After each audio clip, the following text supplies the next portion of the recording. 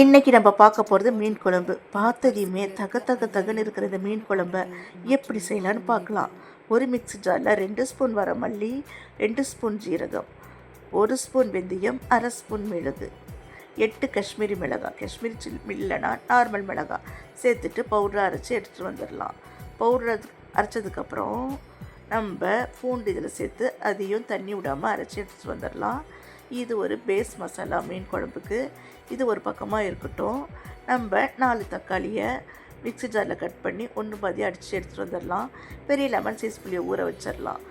இப்போ நம்ம மீன் குழம்பு செய்ய ஆரம்பிக்கலாம். ஒரு கடாயில் 3 டேபிள் ஸ்பூன் எண்ணெய் ஹீட் பண்ணுங்கள். ஒரு பெரிய வெங்காயத்தை பொடிசாக நறுக்கி அதில் சேர்த்துட்டு அடுப்பை மீடியம் ஃப்ளேமில் வச்சு நல்லா வதக்கி விடுங்க. 2 பச்சை மிளகாய் கட் பண்ணி இதில் சேர்த்துட்டு அதையும் நல்லா வதக்கி விடுங்க. கொஞ்சமாக தாளிப்பு வடகம் சேர்த்துட்டு வதக்குங்க. அதுக்கப்புறமேட்டு தக்காளியை போட்டு நல்லா வதக்கி விடுங்க. தக்காளி வதங்கினதுக்கப்புறமேட்டு 1 டீஸ்பூன் இஞ்சி பூண்டு பேஸ்ட், அரைச்சி வச்சுருந்த அந்த மசாலா அதையும் சேர்த்து வதக்குங்க.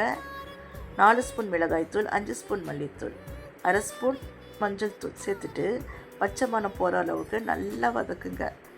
எந்த அளவுக்கு வதக்க முடியுமோ அந்த அளவுக்கு வதக்குங்க. எண்ணெய் பிரித்து வரட்டு வெயிட் பண்ணலாம். அப்புறம் கரைச்சி வச்சிருந்த புளியை இதில் சேர்த்துடலாம். இந்த குழம்புக்கு தேவையான தண்ணியும் சேர்த்துட்டு நல்லா கலந்து விடுங்க. தேவையான அளவுக்கு உப்பு போடுங்க. அடுப்பை மூடி போட்டுட்டு மீடியம் ஃப்ளேமில் வைங்க. 15 நிமிஷம் கொதிக்க வைங்க. இடையிடையே ஓப்பன் பண்ணுங்கள்.